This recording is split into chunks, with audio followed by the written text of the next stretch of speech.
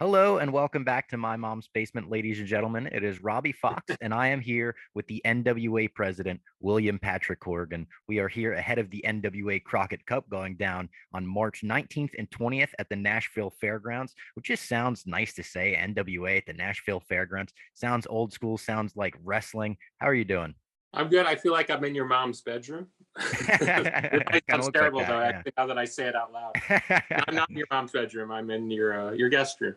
Yeah, all right. I appreciate that. There's a lot of great matches to look forward to on these cards. Matt Cardona versus Nick Aldis, obviously. Special guest Jeff Jarrett for the 10 pounds of gold. The World Junior Heavyweight Title Tournament Finals. The NWA World Women's Championship is on the line, and obviously the Tag Team Tournament. I'm a huge tag team wrestling fan myself, so I would like to start there. The previous winners of the Crockett Cup include the Road Warriors, the Superpowers of Dusty Rhodes and Nikita Koloff, Sting and Lex Luger, Brody King and PCO. Who are your favorite tag teams of all time? Gosh, that's a great question. Growing up in Chicago, I used to see the Dick the Bruiser and the Crusher, who were cousins, and had very similar body types. Obviously, looked like they were related. They really stick out in my mind. I was a big fan of the Andersons, kind of pre Four Horsemen back in the Yeah. Georgia days. So those stick out in my mind as far as like when I was growing up, what I was really into. And who do you think fans should look forward to in this tournament? Who's really stuck out in your eye? Well, we've had a late announcement when Nick Aldis stepped up to challenge for the 10 pounds of gold against Cardona.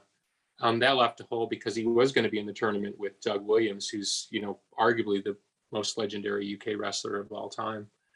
And so now Harry Smith joining with Doug Williams. I think that's going to be very interesting to see as a matchup. Both, even though Harry's a Canadian, his father is Davy Boy Smith and grew up with that UK style. So it's weird. It's like there's kind of an almost like the UK thing happening between that team. I'd really watch out for that team. Do you have a relationship with Harry? I know that you're close with Natalia and some of the Hart family. Yeah, I do know Harry. I worked with Harry going back 10 years, and I've stayed in personal touch with him through the years. I like Harry a lot as a person. Very underrated talent. Absolute mountain of a man.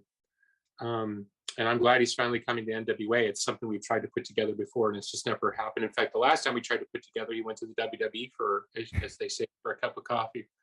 So I'm very happy to see Harry coming to work with us. Yeah, he really does feel like a good fit for the NWA. His style, his look, even his promos. How did that connection with you and Natalia or you and the Harts even begin? I think I met Natty Neidhart at a Hall of Fame induction that I was at. I don't remember which one it was, but she was there and we became friends for whatever reason. We just met and became friends. And I was sort of kind of adopted into the Hart family at all. And so I know many of the Hart family. And it's been a real pleasure to get to know them. Obviously, arguably the most legendary family in the history of wrestling. Infamous and famous and all in terms of accomplishment going back, of course, to the grandfather Stu. And Natty actually gave me a picture of her grandfather, Stu, that is in my home. So when I'm having a bad day with the NWA, I oftentimes kind of look at Stu and just say, I don't know how you did it. But so he's kind of like kind of up there keeping an eye on me in the NWA. I love that. That's a good figure to look to. And David Crockett is going to be in attendance for both nights. Is that correct? Yeah, he'll be presenting the cup, and I think he's also going to do some commentary. So we're really happy to have David with us, and certainly the legacy of the NWA, the Crockett family, is unmistakable. And we really try to embrace our history. We don't run from it. We really want to put our arms around it. So having David in the building, having Jeff Jarrett in the building, former NWA champion and special guest referee in the main event. I love all that. I think that's part of what attracts me to the NWA so deeply. I like that as well, especially as a wrestling fan. And I know I don't speak for all wrestling fans, but I'm very nostalgic about even times that I wasn't alive for as a wrestling fan, like when you watch on the documentaries and stuff. Yeah. And I like that the NWA does pay tribute to its past and you move it forward. Yeah, I can appreciate that not everyone's nostalgic about wrestling. I mean, rock and roll is very similar. People tend to live very much in the moment. But I think if you don't really have a perspective on history, if you can't really appreciate what came before and what was before, I don't think you really understand how important it is. So it's like say you're the NWA World Heavyweight Champion, which Matt Cardona is. Trust me, Matt Cardona is fully aware of the lineage that he's linking into whether it's the Briscoes or Harley Race or Ric Flair, or, Dusty or even a Nick Aldis or a Trevor Murdoch. So I take my cues from the people in the business, and the people in the business are very, very aware of the history. So I get why fans can be trendy about these things, but if you don't really get into the history, I don't think you really appreciate what the accomplishment is. I agree with that. And I'd love to talk about the main event with you. You just mentioned Matt Cardona, the new NWA World's Heavyweight Champion. He claims he's here to save the NWA. He has a very tough test again, across the ring from him at the Crockett Cup in former champ Nick Aldis. What was it about Matt Cardona that you said, I want to bring this guy into the NWA to begin with? Well, he kind of barged his way in. And at some point I said to him, look, if you're going to be here, like, you can run your mouth all you want, but we're here to wrestle. As Tim Storm likes to say, former champion, we settle things in the ring. So, the thing about Cardona that's confusing is he's got a lot of heat with a lot of people in the company. They don't like the way he's talked about the company, and they don't like the way he's positioned himself. But as an entrepreneur myself, particularly in the music field, I appreciate that at some point you just got to make some noise. And Matt Cardona certainly was overlooked as a talent when he's been other places. He, whether you want to call him a shameless self-promoter or somebody who's figured out how to game the system and take advantage of social media and stuff like that as a way to promote his brand, I respect that as a promoter. And so what he brings the NWA is valuable. He's a great professional wrestler, and he's obviously now a champion, but he also brings a sense of modern style, which I'm all about. So even though I'm positioned as the guy who sort of represents the throwback part of the NWA, I'm actually much more progressive than I appear to be in public. And so in many ways, I lean more towards Matt Cardona's vision of where the NWA needs to go than what people would assume about me, given my age and the history that I grew up in terms of professional wrestling. So we kind of align more than people might think. But that said, I expect champions to do business the right way. And he's been very difficult to deal with as far as the booking. He threatened to do a Shane Douglas and, throw a thing in the trash and all that type of stuff. I think it's just a lot of hot talk, which is fine. It works well on social media. But at the end of the day, he's going to be across one of the great champs of all time in Nick Aldis. And, Nick likes to quote that off-quoted line by Mike Tyson, which is everybody's got a plan until you get punched in the face. And so it'll be very interesting to see what happens with Matt Cardona when he gets punched in the face by a bigger guy, a guy who held the title for over 3 years, a guy who's succeeded on every level of professional wrestling. And Nick is the consummate professional. He seems to be able to turn out the noise. So it'll be interesting because sometimes guys step up into championships and they become bigger personalities. And other times the shadow of the 10 pounds of gold literally just subsumes them. Yeah, and Nick Aldis, one of the constants of the NWA, especially your NWA. I had him on my show recently, and he told me that while your views of wrestling are often pretty different, you're always able to find a common ground and work forward to make the best program, the best story possible. And he is also very storyline driven in his views of wrestling, he says. It made me curious about how you managed to bring in talent from all over the world, all different wrestling styles, but still have that NWA feel across your entire show, because I think NWA does it really well. Thank you. Well, it does start with me in the sense that I'm sort of inflexible about certain things. I want the NWA to be the toughest and roughest wrestling promotion in the world, and we're on our way. And it's not to cry poor, but we're competing against billionaires here. So we have to represent something to the public that you can't sort of easily buy. What a Harry Smith represents, what a Nick Aldis represents, what a Matt Cardona represents, they represent sort of a journey that is taken into the NWA and the history of the NWA and what those titles represent. Those two things fit together much more in the 21st century than you might assume, because most people know what the NWA brand represents without really having any kind of deep cursory, knowledge beyond cursory. So when you could put those things together and you can create history in a living moment, that's very attractive to these guys that in many ways have been shoved aside by the business to say, well, you don't quite fit into our little perfect dollhouse over here. And there are times when you look at the different professional promoters, their representation of wrestling is very much in their own image, as it should be. That's their money and they could spend it how they want. My version of the NWA is much closer to the historical and traditional version of the NWA. So I don't really have to sell anything. Nick, I think, would be probably more on the side of even more old school. So that's what I'm saying. It's like I get painted as kind of the throwback guy. There's people in the company are far more throwback than I am.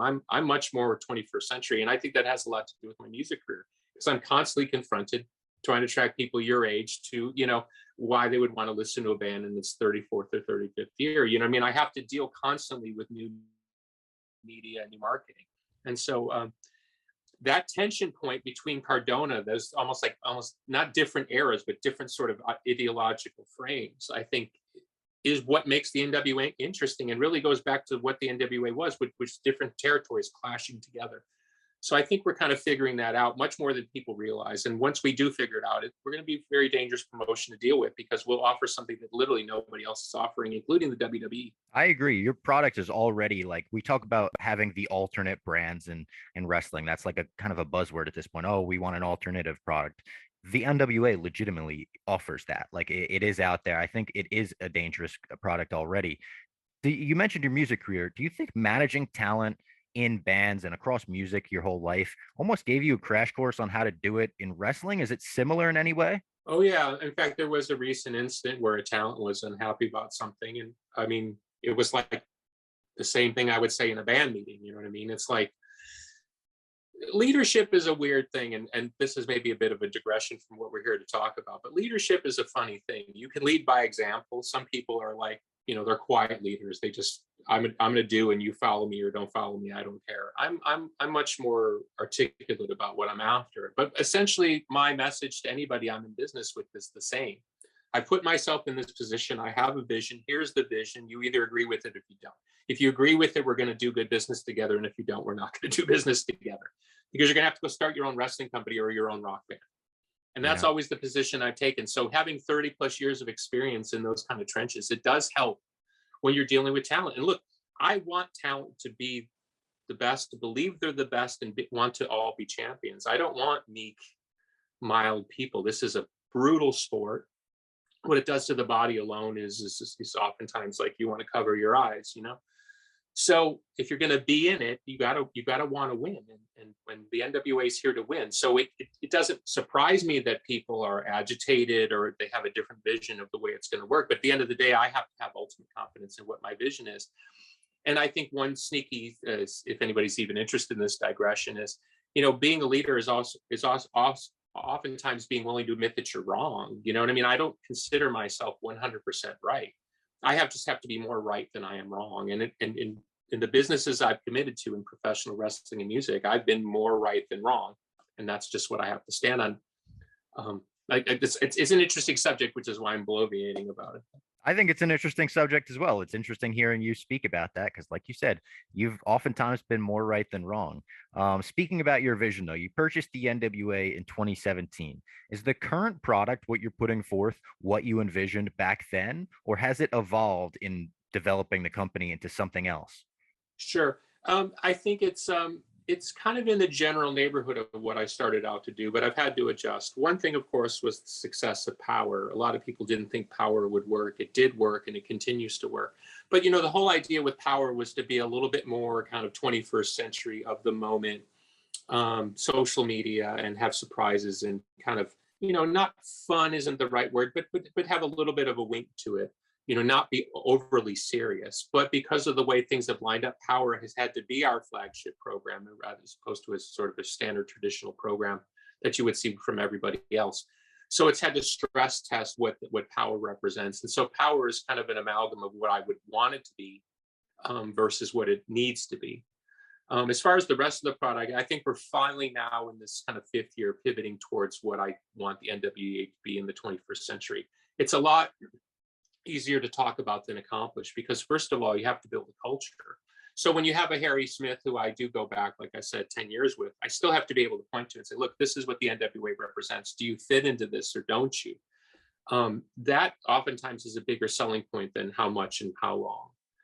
It becomes more about the passion and why people animate and do what they do in the business. And a lot of people that we work with really feel that the business hasn't given them the fairest of opportunities. So part of what we need to do is create an environment that says, look, you will have an opportunity to rise to the top in the NWA. Nothing will stop you.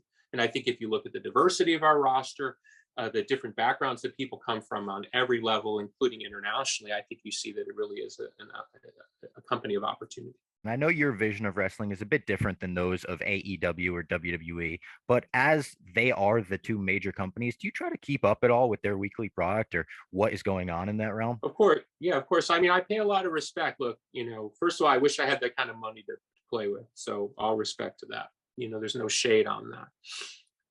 But secondarily, I think that if you don't have those types of resources where you can kind of buy your way out of problems or buy your way into problems, you have to basically create an organizational capacity that's consistent.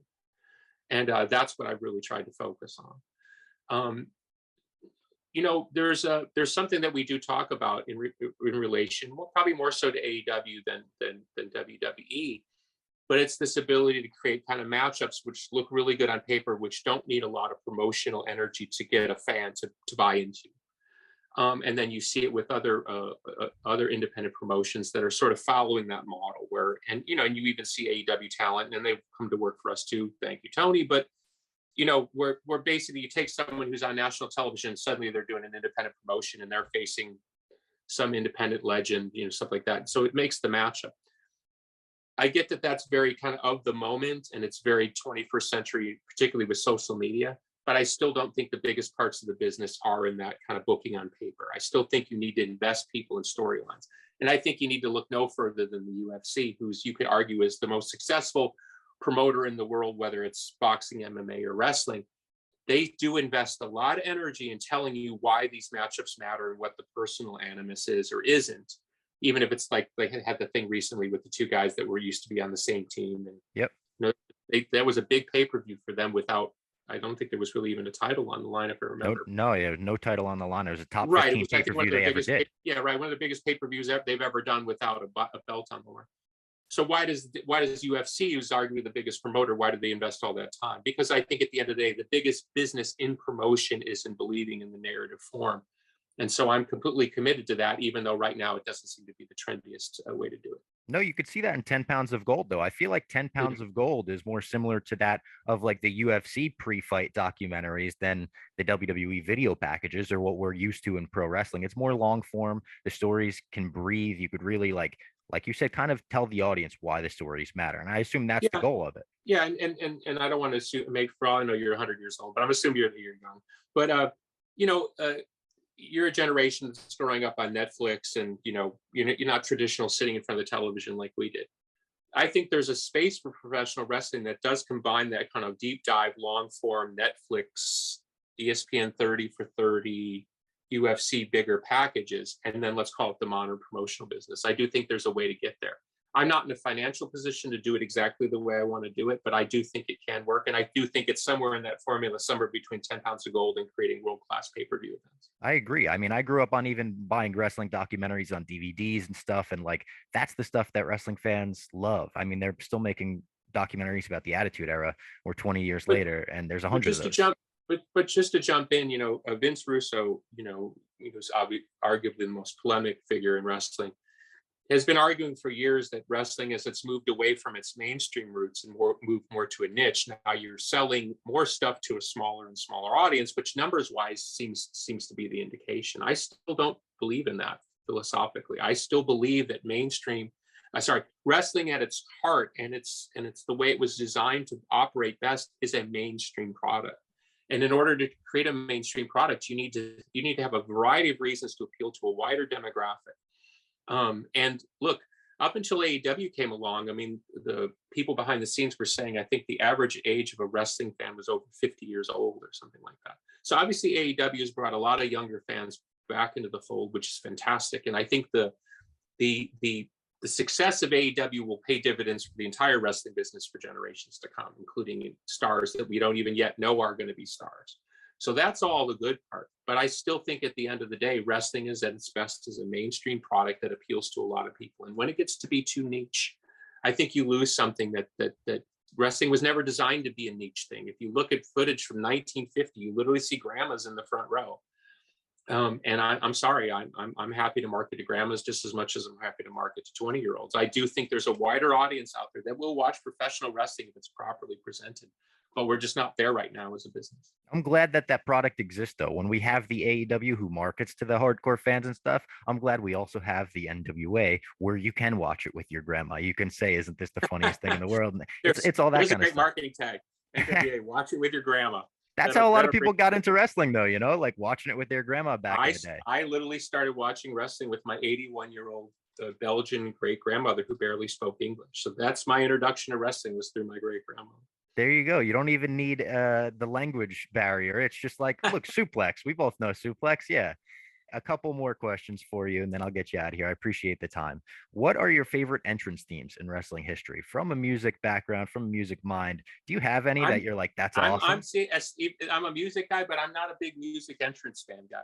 No, you're more No, old school, and you'd rather two silent entrances, just let the no, crowd I'm do the not. work. It's, Matt Cardona of all people, he comes out at me for not having entrance music on Power, which is kind of funny. You know what I mean? I think there was even one promo where he pulled out his phone and he played his own entrance theme. Um, you know, I'm just not. It's not that I don't like it. I get it, and I get how it's become part of the modern form. And I'm not sentimental for a form without it. I'm just not the biggest fan. I was honestly a bigger fan of the way Pride, if you remember Pride, which was before UFC, bought them, was a Japanese MMA. They used to use really weird music for like Feodor and stuff like that, almost like trip hop tracks and stuff like that. I would like to see more creativity on the music side, and I think that's where I kind of shirk at it, because most wrestling themes are very, very, from a music point of view, and I'm a snob in music, and I have a right to be. They're pretty, tend to be, B and C level music themes. We do some good stuff, but at the end of the day, I would like to see more diversity. But wrestling fans are used to their jarhead metal riff. Here comes the heel. You know what I mean?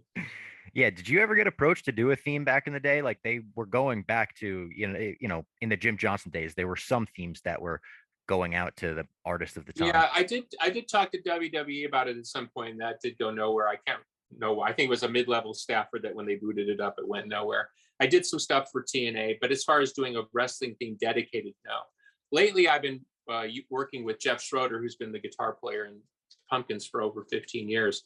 And Jeff's done some really cool themes for the NWA. I really like those kind of almost like kind of 80s Joe Satriani or something. Like, I don't know what it is, but it's kind of cool. So, but I've tried to license some 80s songs that I liked, and people just quote astronomical figures. If I told you some of the figures I've been quoted for some songs that I've asked for behind the scenes, your head would explode. It's just unbelievable what people want for wrestling themes. Songs that would just become more popular with a new audience. That it's crazy the way that it works. Well, we did that with Doc, and a lot of people have got into that song and are into that song, and I'm glad we used that. But I went on to try to use other stuff, and it just, and the money people were asking was like, it was almost like half our annual budget for one song. Oh my God. We got Jeff Jarrett, Double J, as the special guest referee in the main event. Who do you think has smashed more guitars in their life, Jeff Jarrett or Paul Stanley? Wow, that's a great question. I got to go with Paul Stanley on that one. Yeah. Yeah, I'm thankfully Jeff's never hit me over the head with the guitar, but who knows? Crockett Cup. Keep all the guitars away from him. Yeah. Tune in, you never know what'll happen, right? And finally, you spoke about reaching this goal that you had, the 5-year goal for the NWA. We're approaching that 5-year mark. What do you think the biggest step towards reaching that goal will be for the NWA in 2022? I think that a couple of years ago when Tony started AEW, there was a lot of speculation, like, well, what does this mean? Is it going to fly?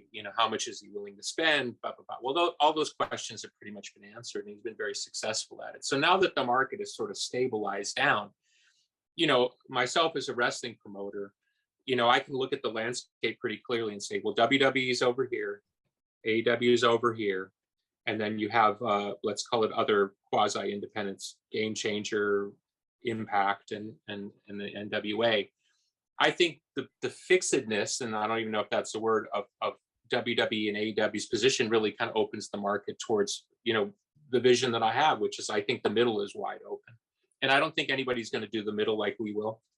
And when I say the middle, I don't mean boring. I mean, I think when people point to the best eras of professional wrestling, when they talk about the Attitude Era, don't forget those guys were drawn, I think, 8 million people a night. Yeah. And between, I think, WWF and WCW, I think they were doing at times 10 million total audience between the two programs. That's pretty mainstream.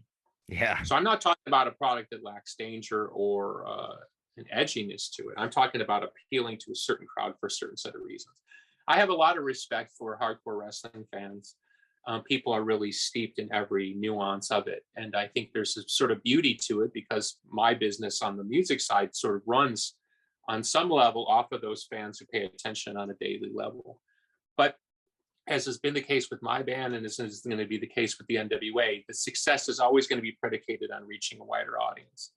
And I think we're right at that point where, you know, because there's been some pressure behind the scenes to sort of kind of say, well, if AEW, let's say this is the era of AEW, you know what I mean? They've ushered in a new era of stars and a new way of doing business. It's like, it's not like sort of follow AEW. It's like, so that's the trend of the day. And I've resisted that pressure. I do believe that this will be the year where we really start to define what makes not only the modern NWA important, but also will define how we are going to be competition at some point down the road. It may not be as apparent as it should be, because, you know, I don't have that kind of money to burn, but I do think at some point people start looking around the marketplace for alternate choices. And if you're a fan of anything like I am, I think you want to know everything in the marketplace. And I think when people kind of come back around to look around to see who's there, I think they'll be very surprised at how strong the NWA product is. I agree. I'm wishing you guys the best of luck. I'm a fan. I'm looking forward to the Crockett Cup, March 19th and 20th. I'd also be remiss not to mention I'm a huge Pumpkins fan. So thank you for providing the soundtrack for years worth of my life. I've seen the Pumpkins 3 times. I would have done the interview, so it's probably good you waited till the end. I waited till the end. To tag. It's separate. But I've seen you guys 3 times. Tremendous every time. I can't wait for the next time. And like I said, Crockett Cup, March 19th and 20th at the Nashville Fairgrounds. William Patrick Corgan, thank you so much for the time. Thank you, my friend. Talk again. Bye.